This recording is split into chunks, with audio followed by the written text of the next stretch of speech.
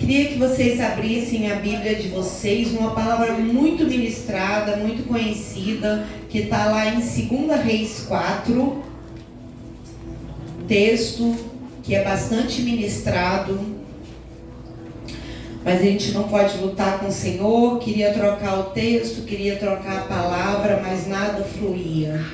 Então, amém, que o Espírito Santo possa conduzir essa palavra. 2 Reis 4, que tem pelo título Eliseu aumenta o azeite da viúva. Aleluia! Amém? Todos encontraram? Amém. Versículo 1 diz assim: E uma mulher das mulheres dos filhos dos profetas clamou a Eliseu dizendo: Meu marido, teu servo, morreu. E tu sabes que o teu servo temia ao Senhor. E veio o credor, prestem atenção nessa palavra, e veio o credor a levar-me os meus 2 filhos para serem seus servos. Amém? A igreja pode se assentar. Amados, o texto lido, ele vai narrar uma história que todos conhecem, porque várias vezes foi ministrada. Numa época de profunda dificuldade em Israel, havia uma grande fome, e todo o povo passava por muitas dificuldades financeiras, alimentares, em tudo. O texto, ele vem falar da experiência de uma mulher. Não fala seu nome, só fala que era uma mulher das mulheres dos filhos dos profetas. Naquela época havia escola de profetas, e essa mulher era uma mulher de um desses filhos dos profetas.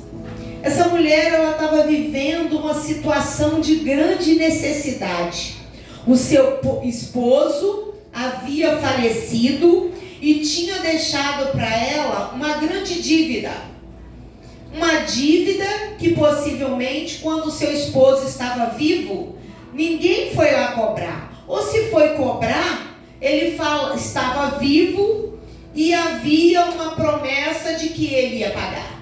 Mas bastou esse homem falecer. A condição de uma viúva não era nada fácil naquela época, e o credor bate na sua porta, querendo receber essa dívida. E se ela não tivesse o dinheiro necessário para pagar a dívida, ele levaria os seus 2 únicos filhos como pagamento daquelas dívidas. Mas como assim? Naquela época era normal fazer pagamento com humanos, com pessoas que se tornariam servos e ali ficariam para pagar, para quitar aquela dívida. Dívida essa que seu esposo adquiriu, e nós vamos falar lá na frente que existe um texto que vem falar possivelmente como ele adquiriu essa dívida. Mas essa mulher estava ali, ela não podia trabalhar. Ela não tinha bens, porque se ela tivesse bens, o texto ia relatar. Ela não tinha como pagar. E uma viúva naquele tempo, ela precisava dos filhos para que no futuro a pudesse sustentar. Além dessa mulher perder o seu esposo, que já era muito triste, ela poderia perder os filhos, e caberia a ela achar alguém dos parentes do seu esposo para que pudesse querer casar com ela e ser o seu remidor. Ou se ela não tivesse aqueles filhos e ela não tivesse um remidor, alguém que quisesse casar com ela, talvez ela fosse velha, talvez ela não tivesse mais beleza que agradasse alguém, ou talvez não tivesse um parente do seu esposo por perto que quisesse casar com ela. E ela ia ter que se tornar o quê? Para mendigar ou se tornar escrava. Ficar dependendo de esmolas pelo meio da rua. Essa era a situação daquela mulher. como aquela mulher e os seus filhos, hoje também existem muitas pessoas oprimidas na face desta terra, vivendo atrás de bênçãos ou atrás de credores que batem nas suas portas, cobrando dívidas. Existem problemas que oprimem no casamento, nas finanças, nos relacionamentos, na criação dos filhos. Quantas famílias que ao criar os seus filhos tende a não perder os seus filhos para o mundo, para as drogas, para a prostituição, para a mendigagem, pessoas, filhos que roubam dentro de casa para vender, para manter vícios, filhos que viram as costas para os seus pais, não querendo obedecer de forma alguma, famílias que a todo momento, são destruídas por um mundo que quer roubar a felicidade e a alegria de dentro dos lares.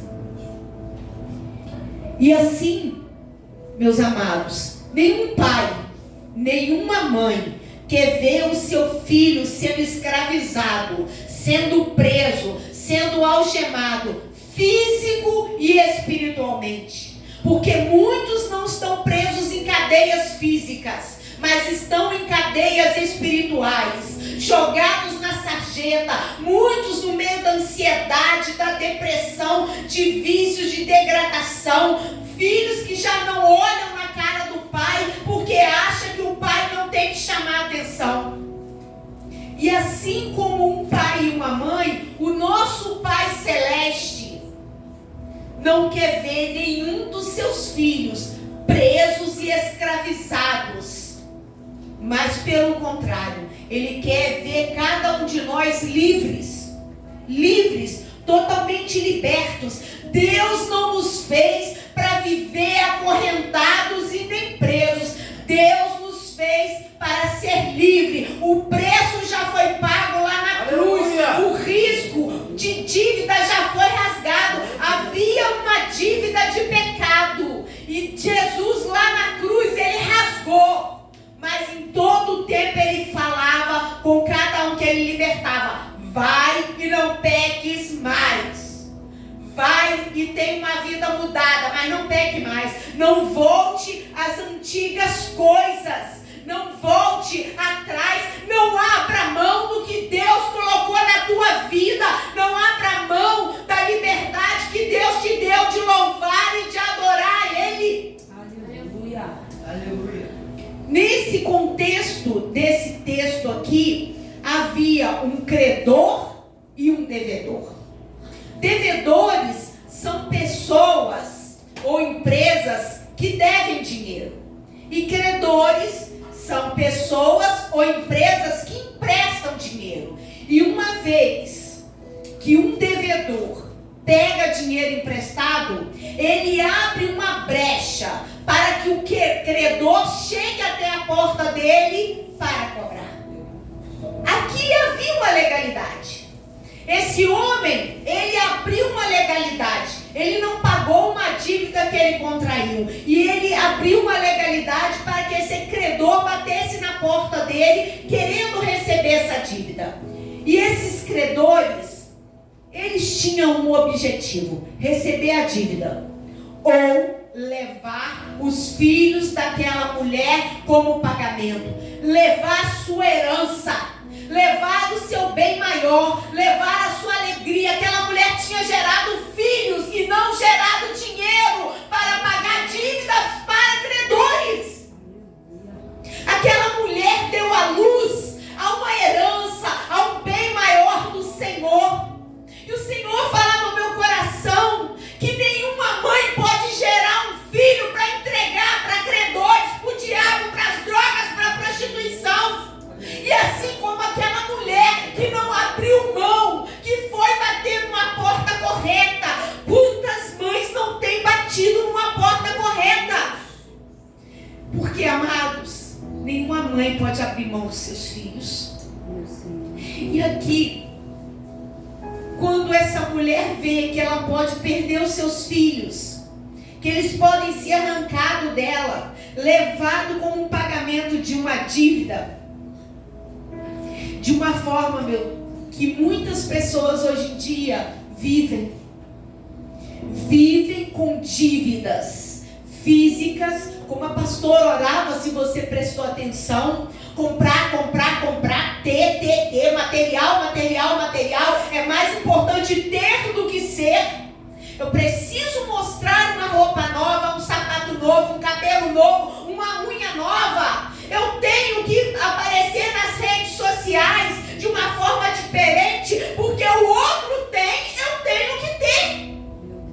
Simplesmente vivendo uma vida mentirosa, vestindo uma capa, colocando uma máscara, que quer mostrar algo que não vive, algo que não é. Quantas pessoas que se escondem, que fogem, que passam para o outro lado da calçada, porque está envergonhado, porque deve. Não somente dinheiro. Não é somente dinheiro, mas não é grato, não é fiel, não é verdadeiro, não é justo. Quantas pessoas que viram a cara para o outro pensando que nunca vai precisar daquela pessoa. Quantas pessoas não têm um bom relacionamento com ninguém. Senhor Jesus. Quantas coisas se enquadram dentro de credores que vêm bater na nossa porta. Credores não se tratam só de dinheiro, aqui era um dinheiro. Mas quantas pessoas podem bater ou falar, aquela ali, fiz tanto pela vida dela, orei, ajudei, estendi a mão. E sabe o que ela faz? Virou as costas para mim. Sabe o que ela faz? Quando tem oportunidade, se assenta na roda dos escarnecedores para escarnecer da minha vida. Deus Santo. Devemos sim, pessoas que oram, que pagam preço de oração pela nossa vida. Isso vale mais do que dinheiro. Pessoas que nos estendem a mão quando estamos precisando. Um ombro amigo para chorar quantas vezes nos é oferecido. Mas não valorizamos isso. Sabe por quê? Algo que o Espírito Santo está falando aqui no meu coração nesse momento. Que o ingrato sempre vai ser ingrato, independente da situação em que ele estiver vivendo. E é triste isso. E aquela mulher corria o risco de ter que entregar os seus filhos para quitar uma dívida. E lá em Deuteronômio 15... vai falar do credor e do devedor. O credor vinha cobrar uma dívida e aquela pessoa era levada para pagar parte daquela dívida. Por cerca de 7 anos aquela pessoa trabalharia, mas haveria um ano que seria o ano da remissão. E a pastora me corrige se eu estiver errada, que eu acho que é o ano do jubileu, e que seria depois de 7 anos, e que todos eles seriam libertos daquela dívida, e poderiam voltar para os seus lares. Aquele que não queria voltar para os seus lares, teria a orelha furada, para que pudesse entender que foi ele que foi liberto e não quis voltar para o seu lar, e ficaria ali.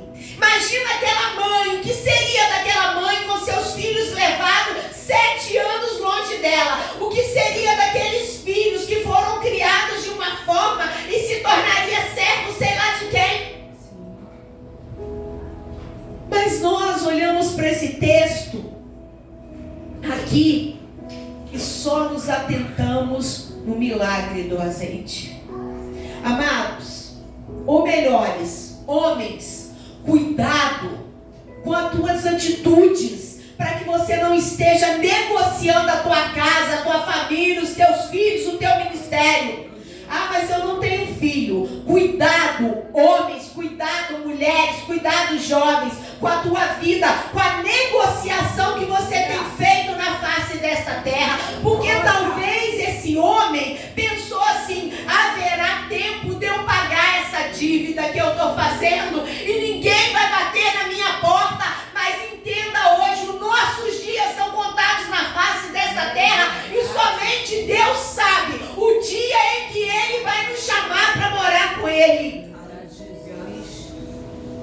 pergunta que fica é: você tem deixado um legado ou você tem deixado dívidas? Meu Deus. Qual tem sido o que você tem deixado para os seus filhos? De acordo com o historiador judeu Flávio Joséfo, o homem ao qual deixou essa dívida era Obadias, um servo de um Deus todo-poderoso, mordomo de Acabe, que pegou dinheiro emprestado para quê? Para que ele pudesse esconder e sustentar 100 profetas, para que eles não fossem mortos, de 50 em 50 dentro de um buraco, de uma cova.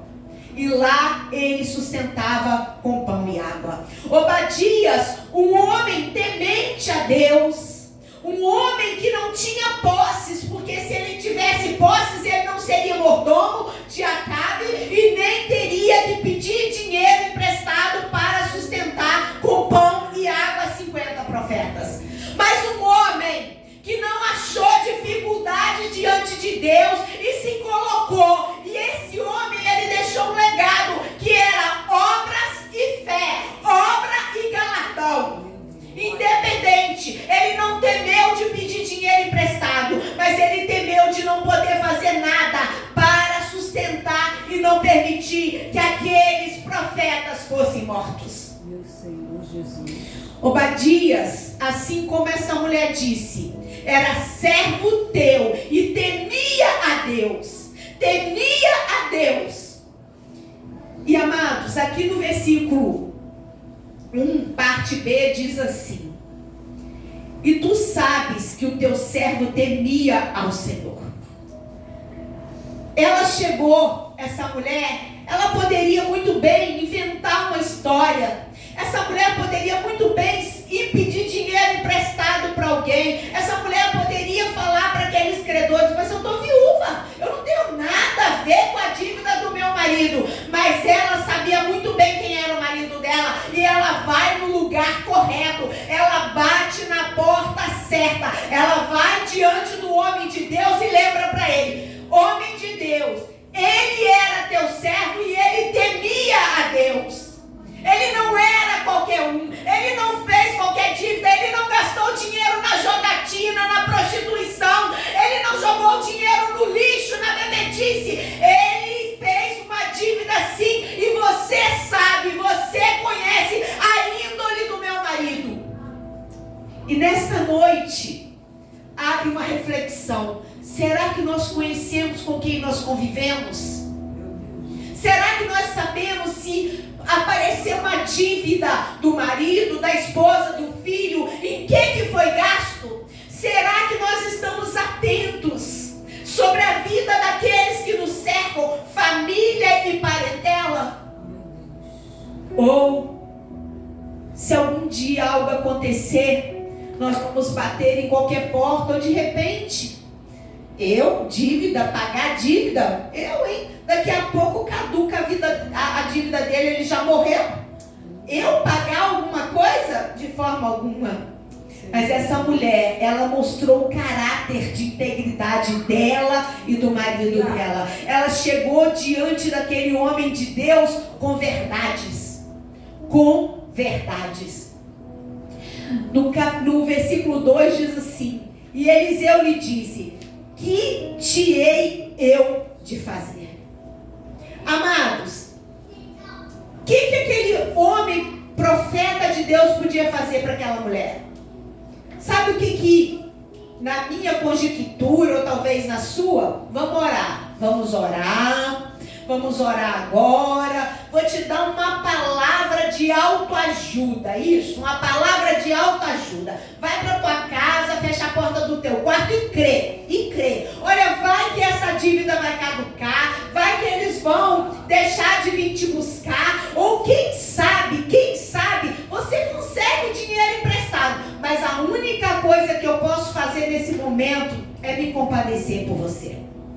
Ou talvez, muitos vai falar assim: teu marido não valia nada, hein? Além de morrer, te deixou uma dívida. E agora? Melhor você entregar seus filhos. Vai que tudo parece com eles e tudo. Amados, muitas pessoas, parece mentira, mas é realidade. Quantas pessoas que nós conhecemos que simplesmente defraudam. Quantas pessoas que nós conhecemos, se necessário for, muda de casa, muda de nome, muda de cidade, muda de país, para não pagar. Para não pagar. Mas existe um texto lá em Tiago 2, 15, 16 que diz assim: e se o irmão ou irmã estiverem nus e tiverem falta de mantimento cotidiano, e algum de vós lhes disser: ide em paz, aquietai-vos e fartai-vos, e não lhe derdes as coisas necessárias para o corpo, que proveito virá daí do que você falou? Meu Deus. Sabe o que o Senhor está falando aqui? Essa mulher, ela podia necessitar sim de uma oração.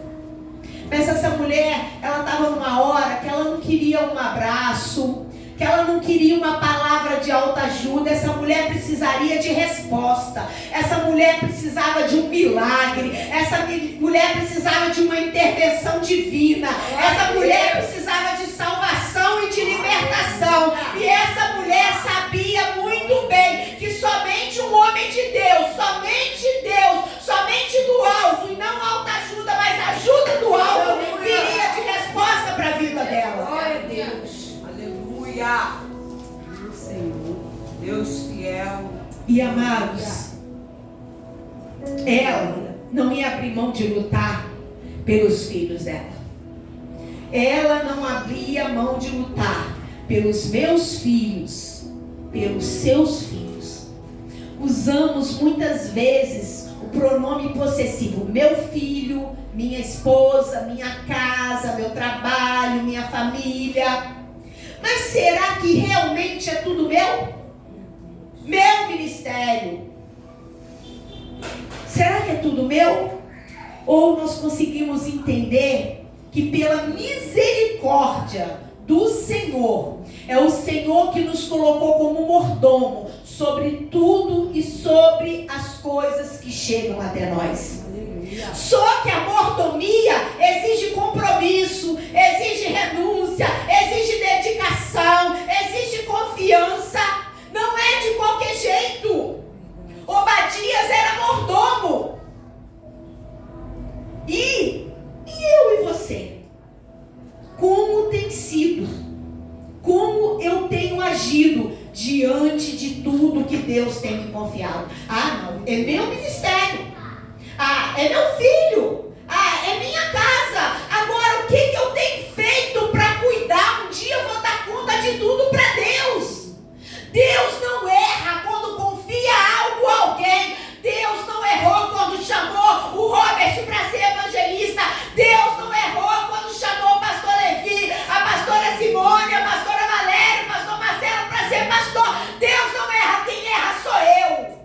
Eu que sou falho, negligente, não faço o que Deus confiou, mas vou dar conta. Eu sou mordomo. Se Deus colocou na minha mão, um dia Ele vai me chamar. E como eu vou apresentar a minha mão diante dEle? Meu Senhor Jesus. Como? Aleluia. Eu abro mão de tudo que Deus me confia. Abro mão, não quero cuidar do meu filho, não quero cuidar da minha casa, não quero cuidar da minha família. Deus. Como está a minha vida de oração, de jejum, de leitura da palavra? Como está a minha vida com os irmãos? Com a minha família? Como está o templo do Espírito Santo de Deus que eu preciso cuidar? Ah, eu sou templo do Espírito Santo de Deus, mas eu não tenho tempo para cuidar desse templo. Eu sou negligente comigo mesma. Como? Mas eu sou mordomo. Meu Deus. É uma noite de analisar nós mesmos, a nossa família, nosso ministério, os dons, os talentos ao qual o Senhor tem confiado a nós, o nosso emprego, os nossos relacionamentos, os nossos bens, as nossas finanças. Como nós temos cuidado? Talvez nesta noite você fale: essa palavra não é para mim, eu não tenho um credor em dívida. Eu não tenho nem filhos. Não sou nem casado. Mas como que está a tua vida espiritual? Como que está a tua vida diante de Deus e diante dos irmãos, dentro da tua casa, dentro da tua família? Como que está a tua fé? Como que está você como servo de um Deus Todo-Poderoso? Essa mulher pôde dizer: o meu marido era teu servo e temia ao Senhor. Como tem sido o temor que você tem tido a Deus? Você tem sido servo de quem? Você tem servido a Deus? Ou você anda como foi falado e ministrado no domingo? O teu coração está quente ou o teu coração está frio? Você anda de um lado ou anda do outro? Ou você não sabe quem você é na presença do Senhor? Porque Deus chamou para ser servo e temer a Deus e ser servo fiel. Ter uma mordomia.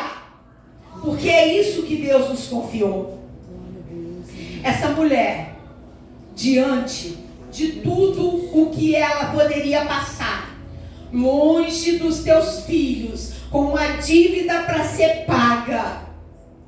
Mas no versículo 3, diz assim o Eliseu: então disse ele, vai para a tua casa, para o teu quarto, com os teus filhos. O credor não levou o filho ainda. O credor pode ter batido na porta, mas ele ainda não levou. Porque ele fala, vai com os teus filhos e fecha a porta. E o Espírito Santo está me dizendo aqui agora, porque eu não escrevi, você tem largado a porta aberta, não tem levado a tua família para dentro de casa, não tem fechado a porta, não está atento, e a porta aberta entra o que não é para entrar. Fecha a porta. Então disse ele, vai, pede para ti vasos emprestados, e todos os seus vizinhos vasos vazios, e não poucos. 3 características, 3 coisas que ela precisava obedecer. Vai pedir emprestado, vasos vazios e não pouco. Para pedir emprestado, você precisa de humildade. Para pedir emprestado, você tem que ter relacionamento. Para pedir emprestado, você não pode viver de cara fechada e virando para um lado e para o outro e não falando com ninguém. Para pedir emprestado, você tem que descer do seu pedestal e falar que eu diminua e que o Senhor cresça. Para pedir emprestado, você tem que entender que você depende do outro, que você não é soberano sobre todas as coisas da face desta terra, que é soberano somente o Senhor. Sim. E vasos vazios. O Senhor falava comigo, vasos vazios, porque vaso cheio não tem lugar para encher mais, porque se deixar encher, o Senhor vai transportar, mas aquele que se acha cheio demais, ele não vai dar lugar para Deus trabalhar na vida dele, e nem para o azeite ser derramado, e não tem unção quem não tem azeite. Olha bem para aquelas noivas esperando a bodas do Cordeiro, umas com a lamparina cheia e a outra com a lamparina vazia. Meus amados, cuidado com as suas lamparinas. Pegue os vasos vazios, mas entre para a tua casa, fecha a porta e só saia de lá quando estiver derramado azeite e ele estiver cheio. Se necessário for, deixe transbordar, mas não saia de lá com ele vazio. Aleluia.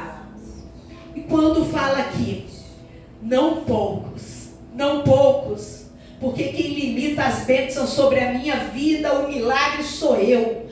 Deus está com as portas abertas, e a palavra de Deus diz que eu não precisava correr atrás das bênçãos, mas as bênçãos me alcançariam. Deus todo dia nos dá um dia para viver um milagre. Eu não vivo um milagre porque sou eu que saio debaixo da mão do Senhor.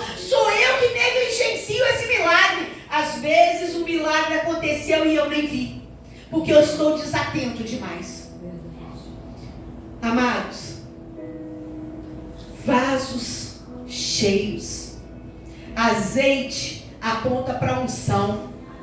Azeite aponta para o Espírito Santo de Deus. Azeite naquele tempo era usado para curar. Azeite para colocar nas feridas, para ungir reis, para ungir ministérios, para ungir. O azeite naquele tempo era muito valioso. O azeite hoje não perdeu o valor, porque sem azeite não há unção, não há Espírito Santo de Deus, não há capacitação. Sem azeite não há transformação na nossa vida. Aleluia.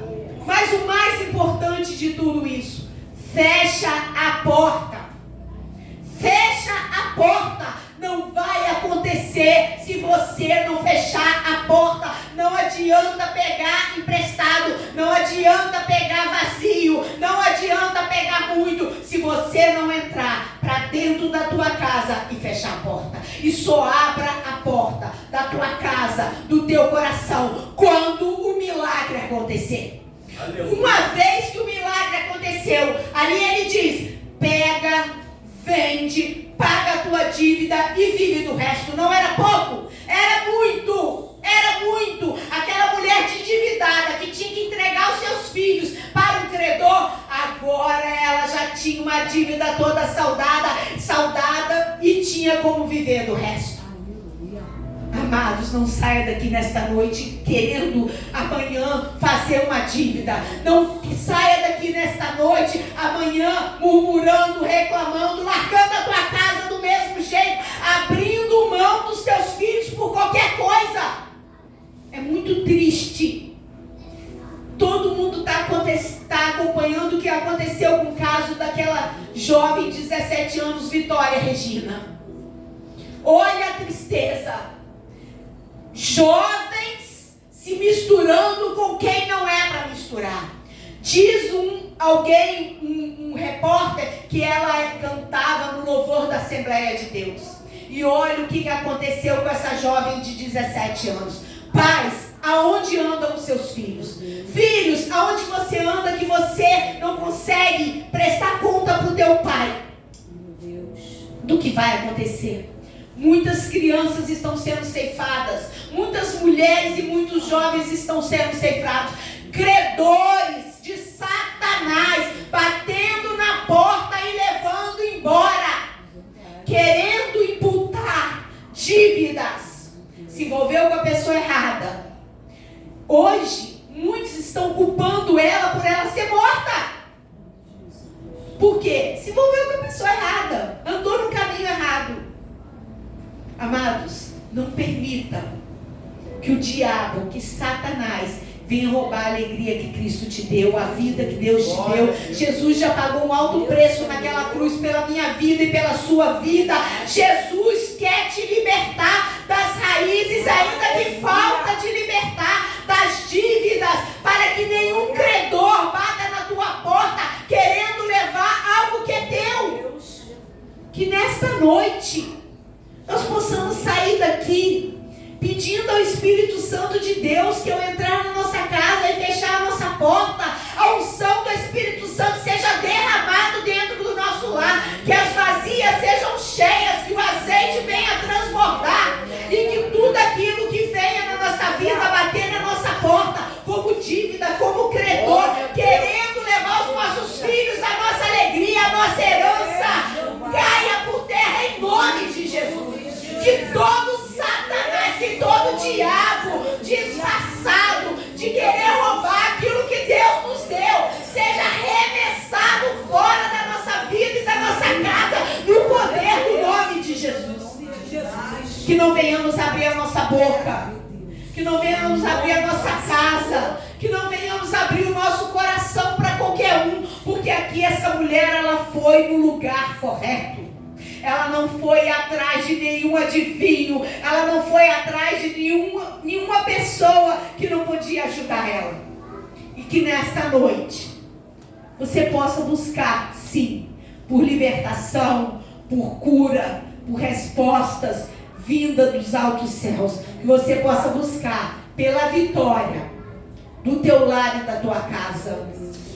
O que você precisa? É libertação da tua casa? O que você precisa é de cura? O que você precisa é de um milagre? Deus tem um milagre para você. Deus tem resposta para a tua vida. Mas depende de mim e de você. E nesta noite eu agradeço assim a minha rica oportunidade.